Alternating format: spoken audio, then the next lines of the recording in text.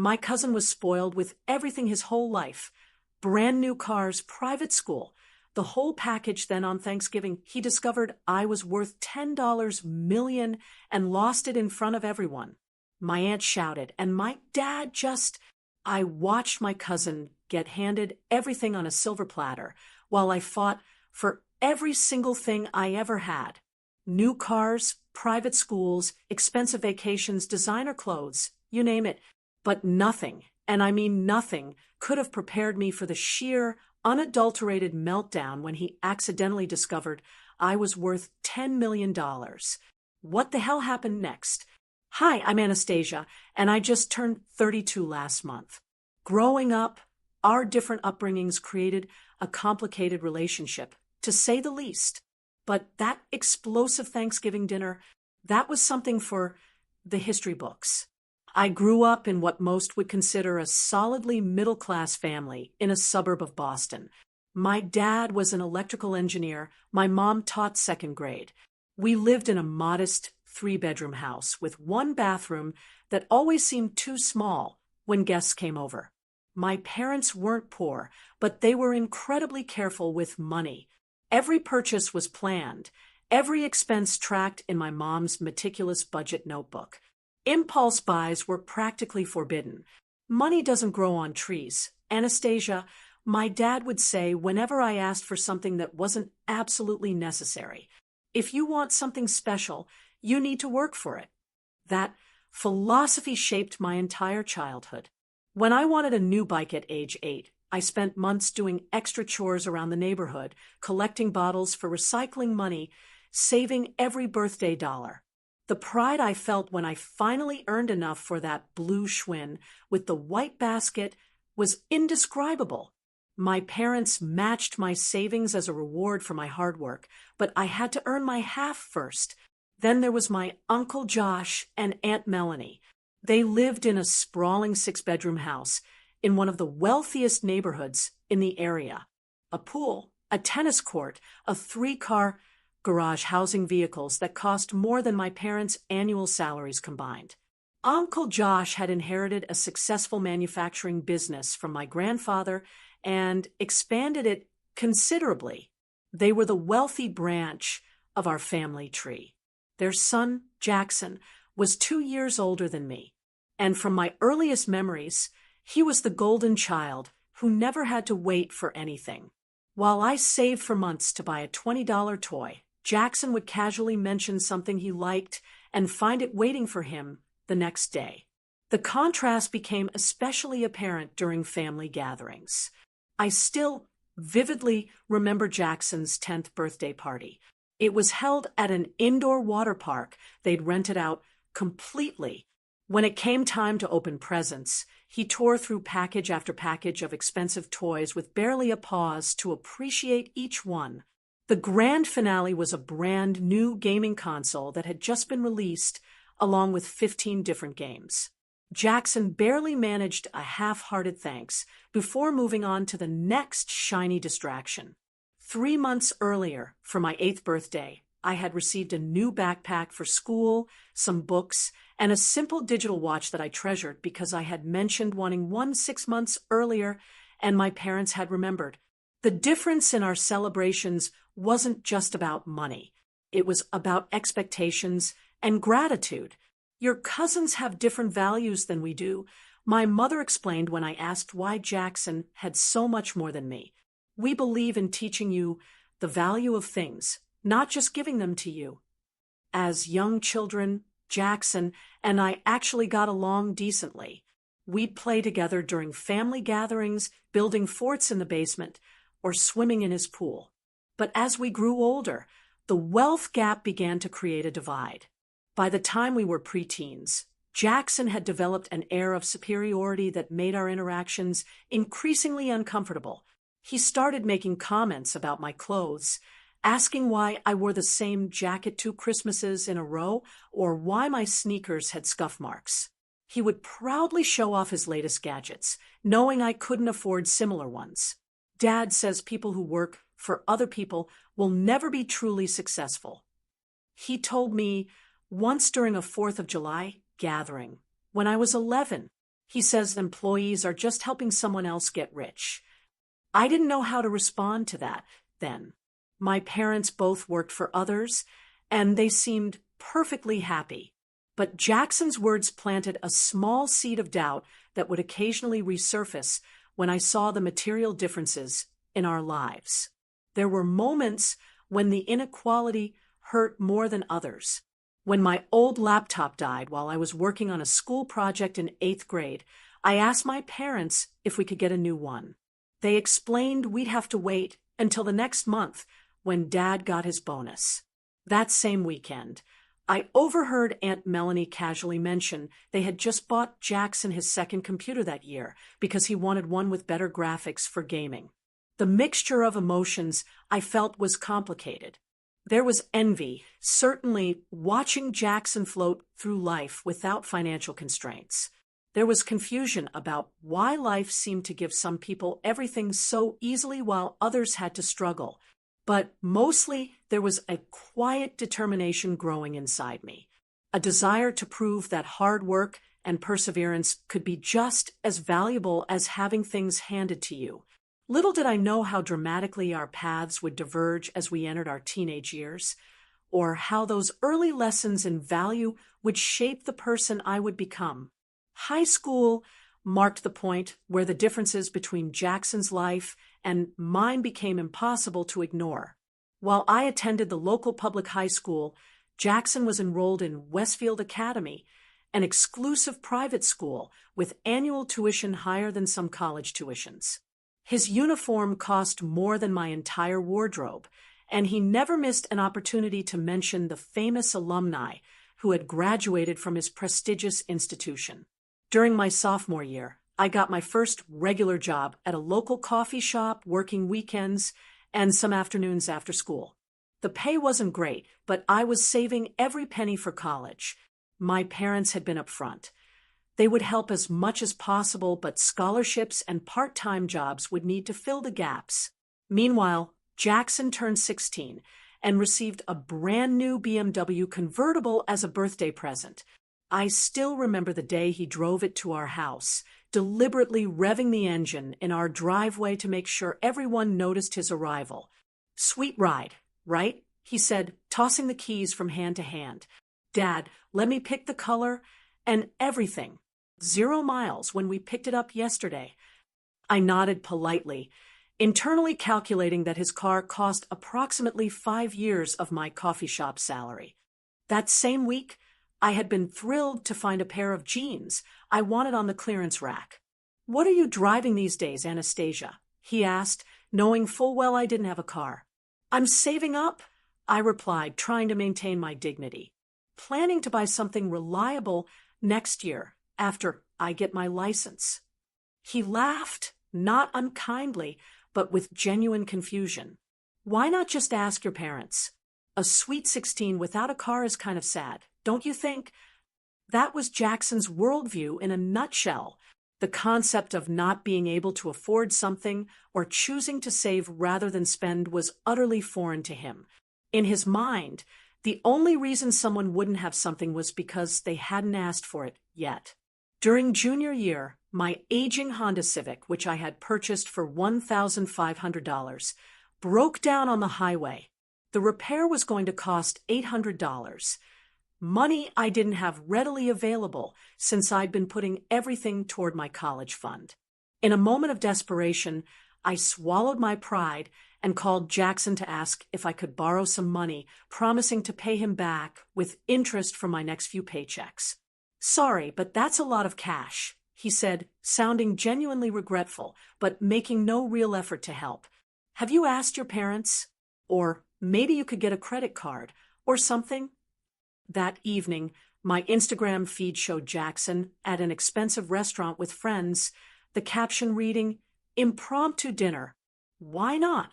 The bill, visible in the corner of the photo, would have covered my car repairs twice over. I ended up picking up extra shifts and borrowing $200 from my best friend, Sarah, to get my car back on the road. The experience taught me 2 valuable lessons. Never count on financial help from my cousin, and always keep an emergency fund separate from my other savings. Our high school graduation ceremonies fell on different weekends, so our families attended both. My graduation was a simple affair at the football stadium, followed by a backyard barbecue. I received a modest but meaningful gift from my parents, a laptop for college and a check for $500 to help with expenses. Jackson's graduation was an entirely different experience. His school held the ceremony in an ornate performing arts center with professionally printed programs and speeches from local dignitaries. Afterward, Uncle Josh and Aunt Melanie hosted a lavish party at their country club with at least 100 guests, a live band, and catering that must have cost thousands. The graduation gift that awaited Jackson in the parking lot, a brand new Range Rover with a massive red bow on top. As the crowd of well-dressed guests oh'd and awed, I stood back and observed my cousin's reaction. He seemed pleased, but not particularly surprised or grateful. It was simply what he had come to expect. "You heading to state in the fall, right?" Jackson asked me later that evening, referring to the public university I would be attending. "Yes, I got a partial scholarship," I said, unable to keep a note of pride from my voice. The academic scholarship had been the result of countless late nights studying and maintaining a 4.0 GPA. Cool, cool, he nodded absently. "I'm going to Princeton. Legacy admission, you know how it is." Dad made some calls. I didn't know how it was, actually. My admission to college had been earned through grades, test scores, and carefully crafted application essays, not family connections. But I just smiled politely and congratulated him. As summer faded and fall approached, our paths diverged even further. I worked full-time to save every possible dollar before starting classes, while Jackson's Instagram showed a summer tour of Europe, expensive music festivals, and shopping sprees in preparation for his Ivy League experience. The contrast in our journeys couldn't have been more stark. Jackson was entering adulthood with every advantage money could buy, while I was preparing to work twice as hard for half the result. At least, that's what I believed at the time. I had no way of knowing how differently our stories would unfold. College was both harder and more rewarding than I had anticipated. My partial scholarship covered about 60% of my tuition, leaving me responsible for the remainder, plus housing, books, and living expenses. To make ends meet, I worked as a research assistant in the computer science department during the day and picked up weekend shifts at a local restaurant. The schedule was brutal, often leaving me with just 5 or 6 hours of sleep, but I was determined to graduate without crushing debt. I majored in software engineering, one of the few women in a program dominated by men. The first semester was particularly challenging, with several professors who seemed skeptical of my abilities and male classmates who either ignored me or tried to explain basic concepts I already understood. There were nights I cried from exhaustion and frustration, questioning if I had chosen the right path. Meanwhile, Jackson's social media documented a very different college experience. His Princeton photos showcased elaborate fraternity parties, weekend trips to New York City, and spring breaks in tropical locations. Every few months, he would change his major, bouncing from economics to political science to art history, apparently without any concern for creating a coherent educational path. "Mom and Dad don't care what I study as long as I get the Princeton degree," he explained during a rare phone conversation during our sophomore year. "The connections are what matter anyway, not the classes." During my junior year, I had a breakthrough moment that would ultimately change the trajectory of my life, though I didn't recognize its significance at the time. I was taking an advanced algorithms class with Professor Amanda Martinez, one of the few female faculty members in the department. After turning in a particularly creative solution to a complex problem, she asked me to stay after class. "You have a unique way of thinking about system architecture," she said, reviewing my work. "Have you considered where you want to intern next summer?"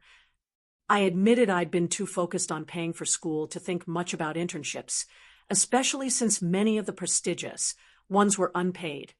A luxury I couldn't afford. Professor Martinez shook her head. Let me introduce you to some former students of mine. They started a small tech company 2 years ago, and they're looking for talented interns. It's paid, and if you impress them, it could lead to something more. The following week, I interviewed with Visu, a startup focused on creating visualization software for complex data sets. The founding team, 3 recent graduates and a veteran software developer, worked out of a converted warehouse space that had more energy than amenities. I was offered an internship on the spot with a salary that allowed me to reduce my restaurant hours. From day one, I threw myself into the work. While other interns maintained strict 9-to-5 schedules, I often stayed until midnight, fascinated by the problems we were solving. The founding team noticed my dedication and gradually began inviting me to strategy meetings, asking for my input on product decisions. By the end of the summer, the CEO, Michael, called me into his cluttered office for what I assumed would be a standard end-of-internship review. "We want you to stay on part-time during the school year," he said without preamble. 20 hours a week, flexible around your classes. "And we want to offer you something else." He slid a document across the desk. It was an offer of a small equity stake in the company, fractions of a percentage point, but real ownership nonetheless. "You think like an owner, not an employee," Michael explained. "We want to make that official. This could be worth nothing, or it could be worth something someday if we succeed. No pressure either way." I signed the paperwork that day, but told no one in my family about the equity. It seemed too abstract, too much like counting chickens before they hatched. Instead, I simply mentioned that I had a good part-time job in my field, which everyone took as another example of my work ethic. During holiday breaks, I would occasionally see Jackson, who was now sporting designer clothes with European labels and talking incessantly about his network of important connections. He had settled on economics as his major, though he complained constantly about the workload and admitted to paying other students to complete some of his assignments. "College is just a formality," he insisted during one particularly irritating conversation. "Dad already has a position waiting for me at the company after graduation. Executive track from day one." I nodded and changed the subject, keeping my thoughts to myself. While Jackson was coasting through college on his father's reputation and wallet, I was building something from scratch, developing skills and relationships based on my own merit. The contrast between our approaches couldn't have been starker, but I had long since stopped measuring my success against his advantages. As graduation approached, I received a full-time job offer from Visu with a modest but fair salary and additional equity options. The company had grown from 8 employees when I started to nearly 30, with a client list that included several Fortune 500 companies. We were still operating on venture funding rather than profit, but the trajectory was promising. I accepted the position immediately, excited to help build something meaningful rather than simply collecting a paycheck. Little did I know that decision would lead to a financial windfall beyond anything I could have imagined and create a seismic shift in my relationship with my entitled cousin. 3 years after graduation, on an otherwise ordinary Tuesday morning, my phone buzzed with a text from Michael, our CEO. "All hands emergency meeting. 10 minutes, main conference room." My stomach dropped. In startup culture, emergency meetings usually meant one of 2 things. Either the company was shutting down or something monumental had happened. Given our recent struggles to secure additional funding, my mind immediately feared the worst. I hurried to the conference room, where tension and confusion filled the air as 30 employees gathered, whispering speculations. Michael entered, followed by our executive team, all wearing expressions I couldn't quite read. "I'll cut straight to the point," Michael said, his voice wavering slightly. 30 minutes ago, we signed the final papers. Data Corp has acquired Visu for $200 million. The room erupted. People were hugging, crying, high-fiving, calling their families. My mind went blank as I tried to process what this meant. Later that afternoon, after hours of champagne celebration and initial briefings about the transition, I received an email with the equity calculation. As an early employee with accumulated options, my stake amounted to slightly over 5% of the company. The acquisition translated to $10.2 million for me before taxes. I stared at the number on my screen, unable to comprehend that it referred to money that would soon be mine. Just 5 years earlier, I had been working double shifts to afford textbooks. Now, at 27 years old, I was a millionaire many times over. In the days that followed, I met with financial advisors who helped me understand how to manage my newfound wealth. I paid off my student loans, purchased a modest but comfortable condo in a neighborhood I had previously only dreamed of affording, and set aside funds to help my parents with their eventual retirement. Beyond these practical steps, I made few immediate changes to my lifestyle. What I didn't do was tell anyone about my windfall, with the exception of my parents. After careful consideration, we agreed to keep the exact amount private, even from extended family. I continued working at the newly acquired company, accepting a leadership role in the integration team with a comfortable but not ostentatious salary that wouldn't raise eyebrows. There's no reason everyone needs to know your financial situation, my father advised. Money changes how people see you, sometimes in ways you wouldn't expect.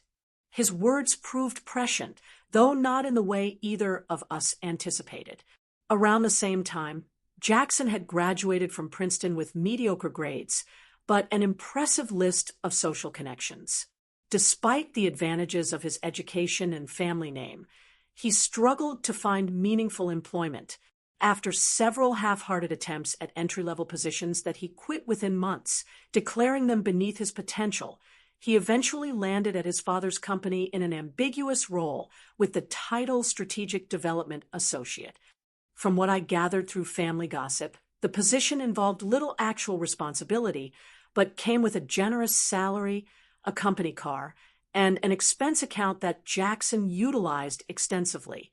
Uncle Josh apparently hoped his son would gradually grow into a legitimate role within the business, but evidence of such growth remained elusive. During a rare phone conversation with Aunt Melanie, she expressed frustration that bordered on embarrassment regarding Jackson's professional trajectory. "We've given him every advantage," she lamented. "The best schools, connections, opportunities. I don't understand why he's struggling to find his path when other young people seem to manage just fine." There was a pointed quality to her comment that suggested a comparison to me, though she didn't mention me by name. It took considerable restraint not to point out that perhaps those advantages had actually disadvantaged Jackson in developing the resilience and work ethic necessary for genuine achievement. Instead, I murmured sympathetic noises and changed the subject. Over the years, I had learned that discussing the differences in our upbringings or values only led to tension. Aunt Melanie and Uncle Josh remained firmly convinced that their parenting approach had been superior despite mounting evidence to the contrary. As the years passed, my investment portfolio grew under careful management, while my career advanced through genuine accomplishment rather than nepotism. I found the work engaging and the compensation more than adequate, with the added satisfaction of knowing my bank account held a cushion most people could scarcely imagine. The most significant change in my life wasn't material, but psychological. The financial security allowed me to make decisions based on what truly mattered to me, rather than economic necessity. I could take professional risks, volunteer for causes I believed in, and help friends in need without worrying about my own stability. Meanwhile, Jackson's Instagram feed told the story of someone desperately maintaining the appearance of success while contributing little of value. Photos of business lunches, networking events, and motivational captions about hustling and an entrepreneurial mindset seemed designed to convince others, and perhaps himself, that he was building something meaningful. The collision of our divergent paths was perhaps inevitable, though I never anticipated how dramatic it would be when it finally occurred. The catalyst would be a family Thanksgiving dinner that would permanently alter the dynamics of our extended family and force a long overdue reckoning with the consequences of privilege without purpose. The invitation arrived via text message on a crisp October morning as I was walking to my office. The sender was Uncle Josh, though I suspected Aunt Melanie had dictated the message. I stared at my phone, a knot forming in my stomach. It had been nearly 3 years since I'd attended a family Thanksgiving at Uncle Josh and Aunt Melanie's house. I'd made excuses about work commitments or travel plans, choosing instead to spend the holiday with my parents at our home or with friends who felt more like family than some of my actual relatives.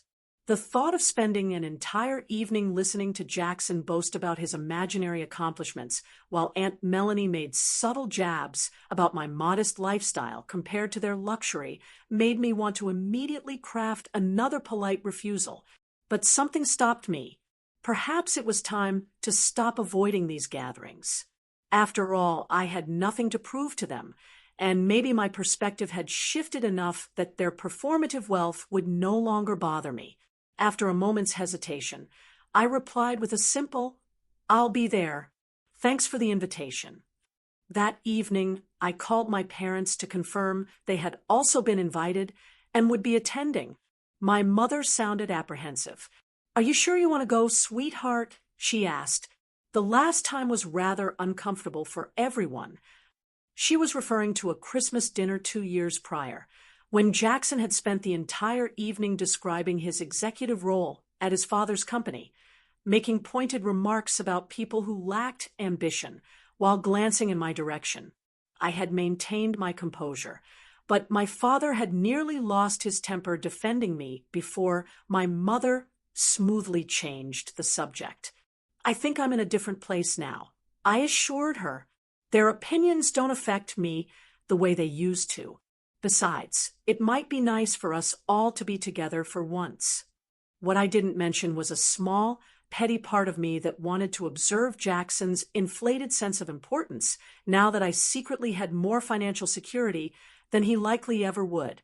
Not that I planned to reveal my situation, but knowing it gave me a certain immunity to his posturing. As Thanksgiving approached, I found myself oddly preoccupied with what to bring as a gift for our hosts. In previous years, I had brought modestly priced bottles of wine or homemade desserts that were accepted with the faintest hint of condescension. This year, I could afford to purchase something impressive, but that felt like playing into their materialistic value system. After considerable thought, I decided on a balance, purchasing a limited edition bottle of bourbon that Uncle Josh had once mentioned admiring, along with a handwritten card expressing genuine gratitude for the invitation. It was neither ostentatious nor inadequate, a small reflection of my evolving relationship with money. The week before Thanksgiving, I had dinner with David, who had been my boyfriend briefly in college before we realized we worked better as friends. He had since become a successful financial advisor and was one of the few people who knew about my windfall, having helped me structure some of my early investments. "So, you're voluntarily going to spend Thanksgiving with the people who have been condescending to you your entire life?" he asked incredulously after I mentioned my plans. "That's either very enlightened of you or completely masochistic." I laughed. "Maybe a bit of both. I just feel like I've been avoiding them for years, and maybe it's time to stop giving them that power. Besides, my parents will be there, and they shouldn't have to navigate those dynamics without me." David nodded thoughtfully. "Just promise me one thing. If Jackson starts his usual routine about being a self-made success while simultaneously bragging about his parents funding his entire existence, you'll at least consider dropping the tiniest hint about your actual net worth. The look on his face would be worth the family drama." "That's exactly what I'm not going to do," I insisted, though I couldn't help smiling at the image. "The whole point is that I don't need external validation anymore. especially not from people whose values I don't share. Very mature, David conceded, but my offer stands if you change your mind. I'd even be willing to crash Thanksgiving dessert as your fake financial advisor with an urgent matter regarding your 8-figure portfolio, if you give me the signal. On Thanksgiving morning, I woke early and spent extra time getting ready, selecting a simple but elegant outfit that projected quiet confidence without obvious designer labels. The contradiction wasn't lost on me, caring about my appearance for people I claimed not to need approval from, but I rationalized it as armor rather than appeasement. The drive to Uncle Josh and Aunt Melanie's suburban mansion took 45 minutes, each mile increasing the tension I felt despite my best efforts at mindfulness. Their house looked exactly as I remembered, imposing and perfectly maintained, with professionally installed holiday decorations and a circular driveway now filled with luxury vehicles, including what I assumed was Jackson's latest acquisition, a gleaming black Tesla. Taking a deep breath, I gathered the bourbon, a bouquet of flowers, and my resolve before walking to the front door. Before I could ring the bell, the door swung open to reveal Aunt Melanie, impeccably dressed and coiffed, as always. "Anastasia, darling, you made it," she exclaimed with manufactured enthusiasm, air-kissing both my cheeks. "It's been far too long. Come in, come in. Everyone's in the great room."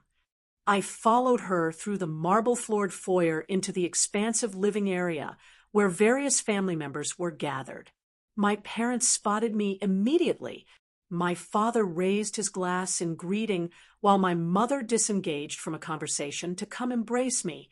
And then there was Jackson, holding court near the fireplace, gesturing expansively as he spoke to our younger cousins. He had put on weight since I'd last seen him, his expensive suit slightly strained at the buttons, his face fuller, but his hair already thinning despite being only 34.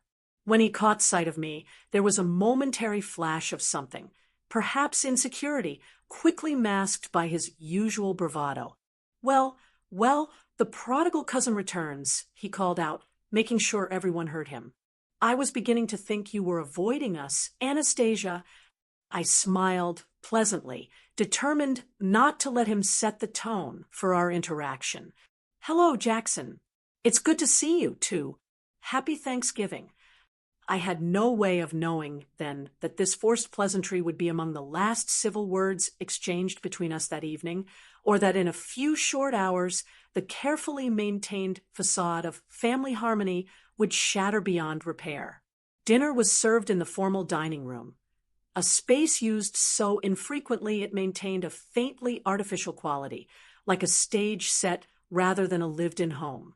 The table was immaculately set with Aunt Melanie's heirloom china, sterling silver flatware, and crystal glasses that caught the light from the ostentatious chandelier overhead. Place cards in calligraphed script directed each guest to their assigned seat, a level of formality that seemed excessive for a family gathering. I found myself seated between my mother and Uncle Josh's sister, Margaret, with Jackson directly across from me, a positioning that felt deliberately orchestrated to maximize opportunity for comparison. My parents exchanged a knowing glance as we all took our seats, my father giving me a subtle wink of encouragement. The initial conversation flowed pleasantly enough as dishes were passed and wine was poured. We covered safe topics like the unusually mild weather, recent films worth seeing, and mild family gossip about cousins who hadn't been able to attend. I began to think perhaps I had overestimated the potential for discomfort, that we might actually enjoy a peaceful holiday meal together. That illusion was shattered when Uncle Josh raised his glass in an impromptu toast. Before we officially begin, I'd like to recognize some exciting developments. As many of you know, Jackson has recently been promoted to Director of Strategic Initiatives at J&M Manufacturing. A murmur of congratulations circled the table. I maintained my polite smile, though I knew from industry contacts that Director of Strategic Initiatives was precisely the sort of vague title created for people with connections rather than qualifications. Furthermore, Uncle Josh continued, he's spearheading our expansion into the Asian market with a new product line he conceptualized himself. Jackson beamed with self-satisfaction, nodding graciously at the admiring comments from relatives who didn't know enough to question these claims. My father caught my eye briefly, his expression carefully neutral, but his thoughts as transparent to me as if he'd spoken them aloud. We both knew that J&M Manufacturing had been attempting to enter the Asian market for years without success, and that any new initiative was likely the work of the actual executive team, rather than Josh's son. Anastasia? Aunt Melanie turned to me with exaggerated interest. How are things at your little tech company? Still enjoying the 9-to-5 world? Before I could respond, Jackson interjected. Don't be modest, Aunt Melanie. I'm sure Anastasia's role is very important. What was the title again? Cousin? Senior developer? Project coordinator? I'm the integration team lead. I replied evenly. After our acquisition, I've been managing how our technology is implemented within the parent company's existing systems. Acquisition? Uncle Josh perked up, business interest momentarily overriding family politics. I hadn't heard about that. Who bought your startup? Data Corp acquired us last year, I said, deliberately downplaying the significance. It's been a positive transition, overall. Jackson's expression flickered briefly. Recognition of Data Corp's industry standing registering before he regained his composure. Well, that must be nice, having a stable corporate parent. Much less stressful than real entrepreneurship, I imagine. I chose not to point out that he had never entrepreneured anything in his life, instead taking a bite of turkey and complimenting Aunt Melanie on the meal. The conversation shifted to other topics as we progressed through multiple courses, each more elaborate than necessary. Throughout dinner, Jackson repeatedly steered conversation back to his supposed business acumen, describing meetings with key Asian investors and revolutionary product developments in terms vague enough to be meaningless to anyone with actual business experience. My parents maintained polite interest, while I occasionally caught my father suppressing signs of exasperation. The pivotal moment occurred during dessert. My phone buzzed with an email notification that I intended to ignore, until I saw it was from David with the subject line, "Urgent investment opportunity closing tonight." Given his knowledge of my Thanksgiving plans, I suspected it was genuinely time-sensitive rather than his promised joke about my finances. "Excuse me," I said, standing from the table. "I need to take care of a quick work matter. Everything looks delicious. I'll be right back." I stepped into the adjacent study for privacy, quickly scanning David's email about a limited investment opportunity in a promising green technology startup. The terms looked favorable, and the company aligned with my interest in sustainable investments. I replied, confirming my interest in allocating $2 million from my diversified portfolio, adding a postscript asking how his own Thanksgiving was progressing. As I pressed send, I became aware of someone entering the room, behind me. Turning, I found Jackson standing uncomfortably close, 2 snifters of expensive brandy in his hands. "Thought you might want something to sip while you handle your critical emergency," he said, his tone making it clear he doubted the importance of my interruption. "Can't let the corporate overlords enjoy their holiday without checking in, right?" "Thanks," I said, accepting the brandy while slipping my phone into my pocket. It wasn't work, actually, just a time-sensitive investment matter. His eyebrows lifted slightly. "Investment? Like a 401k adjustment or something?" The condescension in his voice triggered a rare moment of competitiveness in me. "No, a private equity opportunity in the sustainable tech sector." "Private equity?" He laughed as though I'd told an amusing joke. "Those typically require minimum buy-ins of at least 100,000. What are you doing, pooling resources with friends?"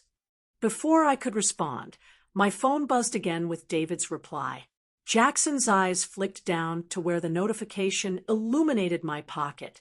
The preview text, clearly visible, confirmed asterisk for $2 million. Will execute tonight. Happy Thanksgiving to you too, fellow millionaire.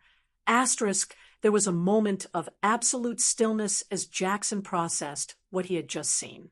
His face cycled through confusion, disbelief, and then something darker, a mixture of jealousy and anger I had never witnessed before. $2 million, he finally sputtered, his voice rising. What kind of game are you playing, Anastasia? I'm not playing any game, I replied, suddenly aware we were creating a scene that could be heard from the dining room. It's a private matter, Jackson. Let's rejoin the others.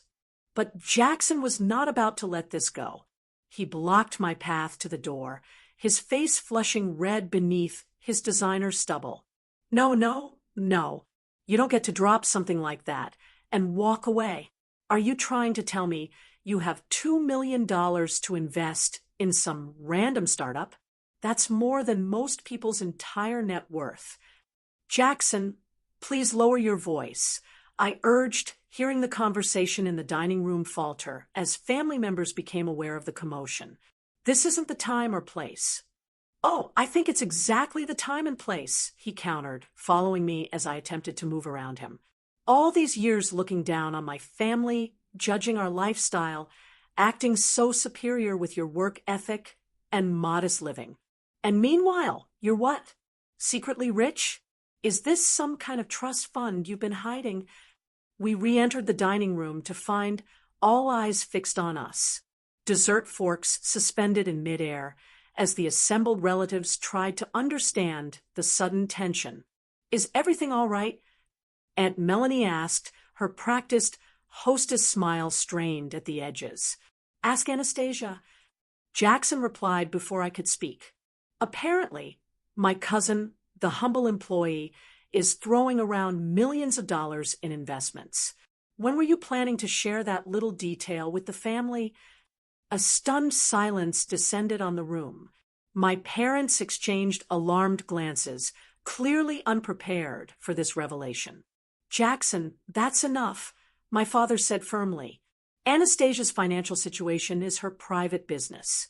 Private business? Jackson's voice rose further, brandy sloshing over the rim of his forgotten snifter. That's rich coming from you. Uncle David, all these years acting like we are the materialistic ones for providing our son with advantages. Meanwhile, your daughter is sitting on some secret fortune. What kind of hypocritical game is this family playing? It's not a game, I said, finding my voice despite the chaos unfolding. The startup I worked for was acquired last year. My equity stake translated to approximately $10 million. I chose not to broadcast that information because it doesn't define who I am. The number landed like a physical blow. Jackson actually staggered slightly, his face contorting in disbelief and outrage. Aunt Melanie gasped audibly, her hand flying to her pearl necklace as though clutching for support. $10 million, Jackson repeated, each word dripping with accusation. You're worth $10 million, and you've been pretending to be just a regular employee this whole time? Driving that modest car, living in that ordinary condo, acting like butter wouldn't melt in your mouth. I haven't been pretending anything, I countered, struggling to maintain my composure. I continued working because I find the work meaningful.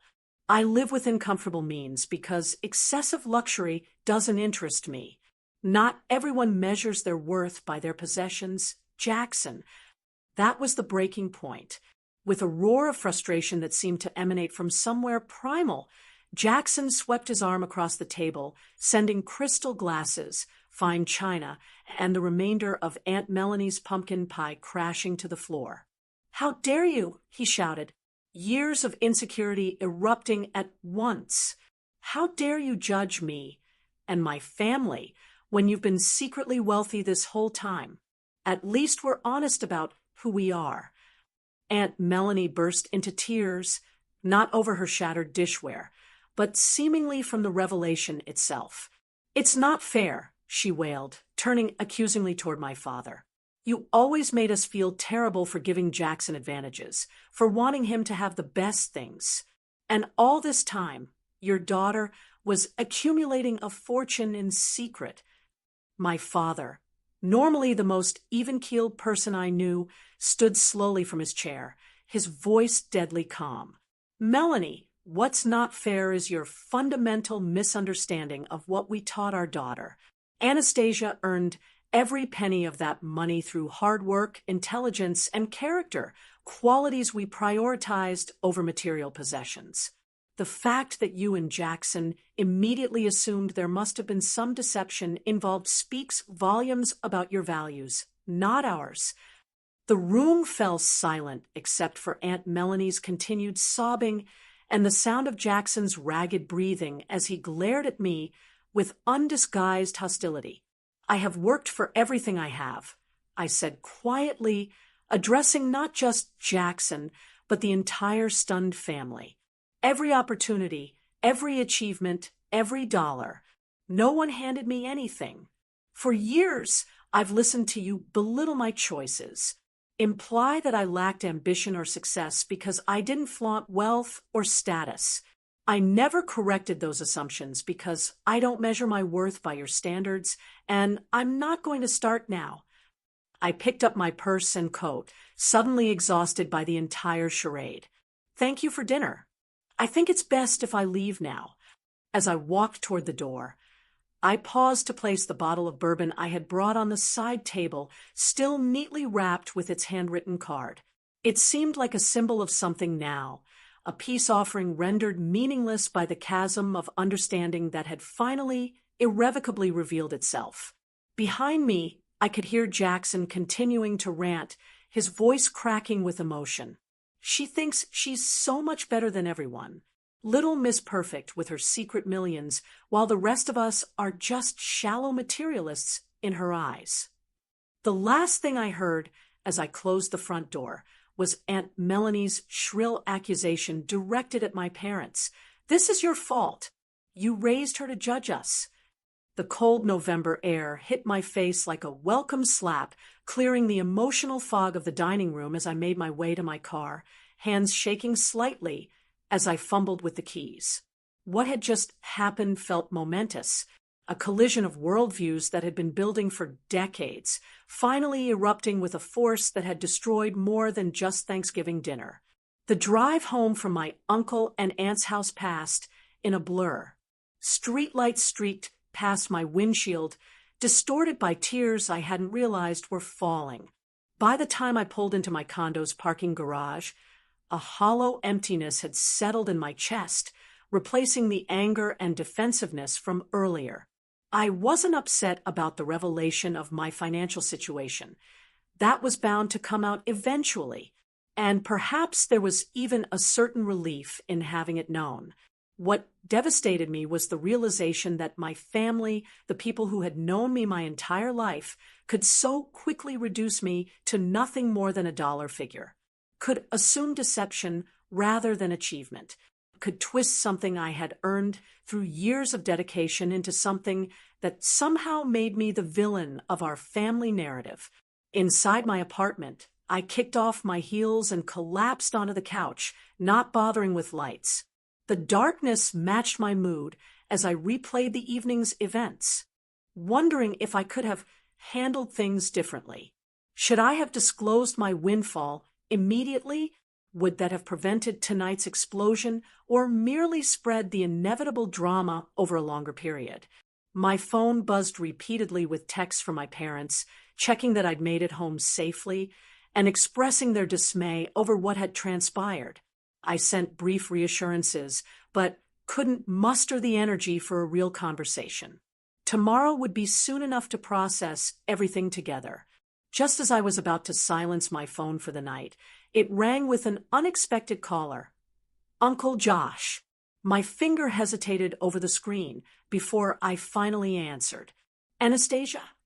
His voice sounded strained, older somehow than it had just hours earlier. I wanted to call and Well, I'm not exactly sure what to say, except that I'm sorry for how tonight unfolded. The apology surprised me. Uncle Josh had always been affable, but distant, more concerned with appearances than genuine connection. This vulnerability was unfamiliar territory. It was an unfortunate situation all around. I replied neutrally, unwilling to accept blame, but not wanting to escalate matters further. Melanie is... He paused, searching for words. She's upset. She's always been sensitive about comparisons between our families, about parenting approaches. Finding out about your success triggered something in her. And Jackson, I couldn't help asking. And Jackson? A heavy sigh came through the line. Jackson is Jackson. He's never handled perceived slights well. But that's partly our fault, isn't it? We never taught him to process disappointment or measure himself by his own standards rather than others. The admission was so unexpected that, for a moment, I couldn't respond. In all the years of family dynamics, I had never heard my uncle acknowledge any shortcoming in how they'd raised their son. I appreciate the call, I finally said. I think everyone needs some space right now. Perhaps after the holidays, we can try again with clearer understanding. Perhaps, he agreed, though neither of us sounded convinced. For what it's worth, I'm proud of what you've accomplished, Anastasia. Truly. After hanging up, I sat in the darkness for a long time, turning over his words, searching for the sincerity I wanted to believe was there. The next morning, I drove to my parents' house for a debrief that was equal parts emotional processing and strategic planning for future family interactions. My mother made strong coffee, while my father paced the kitchen, still agitated by his sister-in-law's accusations. The nerve, he muttered for perhaps the 10th time, as if teaching me the value of hard work and character was some sort of crime against Jackson. David, my mother interjected gently. We've established that Melanie's perspective is distorted. Repeating it doesn't help anyone, least of all Anastasia. I sipped my coffee, finding comfort in their unwavering support. What happens now? I asked. Are we just supposed to pretend nothing happened the next time we see them? My father snorted dismissively, but my mother considered the question seriously. I think time will determine that. Families have weathered worse storms. But regardless of what they choose to do, you have nothing to apologize for. Your success is earned, and your choices about how to handle that success reflect values we're proud to have instilled. She reached across the table to squeeze my hand. The real question is what you want moving forward. Do you want a relationship with that part of the family? On what terms? It was a question I couldn't immediately answer, but one that would guide my reflections in the months that followed. 3 months after the Thanksgiving disaster, I received a surprising text from Aunt Melanie. Jackson started new job today, not at family business, entry level at marketing firm downtown. His choice. Thought you might like to know. The message, devoid of her usual emotional manipulation or passive aggression, seemed like an olive branch of sorts. I responded with simple encouragement. That's a big step. Wishing him well.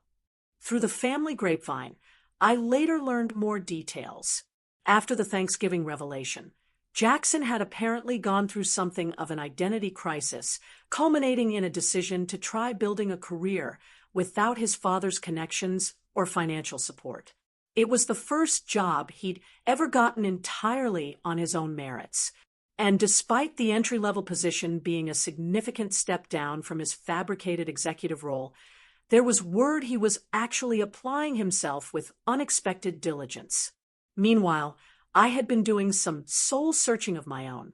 The financial security that had once seemed like a private victory now felt like it carried responsibility. After consultations with financial advisors and considerable thought, I established a scholarship fund for first-generation college students studying technology fields, specifically those who were working while pursuing their education. The initial endowment was $2 million, enough to support 10 students annually with tuition and stipends. I named it after my parents, honoring the values they had instilled in me rather than seeking personal recognition. When the local paper ran a small piece about the new scholarship, I sent the clipping to my extended family without comment. It wasn't about proving anything to them, but rather about demonstrating through actions rather than words what wealth meant to me, an opportunity to create opportunity for others. A full year passed before I saw Jackson again. It was at a cousin's wedding, a neutral territory where family politics were temporarily suspended in service of celebration. He approached me during the reception, noticeably thinner than at Thanksgiving. His designer suit replaced by something more modest but better fitting. "Hey," he said awkwardly, extending his hand. "It's been a while." I shook it, searching his face for signs of the hostility that had defined our last encounter. Instead, I found something unexpected: humility. "I hear you've been making changes," I offered, giving him an opening. He nodded, glancing down at his seltzer water rather than the champagne others carried. "Turns out starting over is harder than starting from scratch." "Who knew?" "Everyone who's ever had to do it," I replied, but without malice. A ghost of a smile touched his lips. "Fair enough. Listen, I'm not good at this kind of thing, but I owe you an apology. What I said at Thanksgiving, how I behaved, it wasn't about you. It was never really about you." "I know," I said simply. "The scholarship thing," he continued, that was really something. Mom showed me the article. It made me think about what I would do if I suddenly had that kind of money. And I realized I had no idea beyond buying stuff I didn't need. That was a wake-up call. We talked for nearly an hour, not about money or success or the past, but about the challenges of figuring out who you are when all the external markers you've relied on are stripped away. For perhaps the first time in our lives, we spoke as equals, each acknowledging our own struggles and growth without comparison or judgment. As the years have passed, my relationship with wealth has evolved. I've learned that money itself is neutral, neither inherently corrupting nor ennobling. What matters is the relationship we choose to have with it. The values that guide our decisions about earning, spending, saving, and sharing. The jealousy I once felt watching Jackson get handed everything now seems like wasted energy. In truth, I was given something far more valuable than material advantages. I was given the chance to discover my own strength, to build confidence through achievement rather than acquisition, to find satisfaction in effort rather than entitlement. And Jackson? He's still figuring things out, still untangling the complicated legacy of privilege without purpose. We're not close, but there's a mutual respect that was impossible before. Sometimes the greatest gifts require the most painful unwrapping. The $10 million changed my life, but not in the ways most people might expect. The true freedom it provided wasn't freedom from work or worry, but freedom from external validation, from the need to prove my worth through possessions or titles, or the approval of others who measure success by different standards. True wealth, I've discovered, isn't about what you have, but what you value. It's about building a life aligned with your deepest principles rather than others' expectations. It's about recognizing that being handed everything often means developing nothing within yourself, while earning your way means becoming someone who can never be diminished by circumstance or others' opinions. If you've ever felt like the underdog in your family or watched others get handed opportunities you had to fight for, remember that the struggles that seem unfair are often the very experiences developing your most valuable qualities. The things we work hardest for become the foundations we can never lose. What are your thoughts on entitlement versus earning your way? Have you experienced similar family dynamics where your true worth was misunderstood? Tell me what you think in the comments below. I really want to hear your perspective.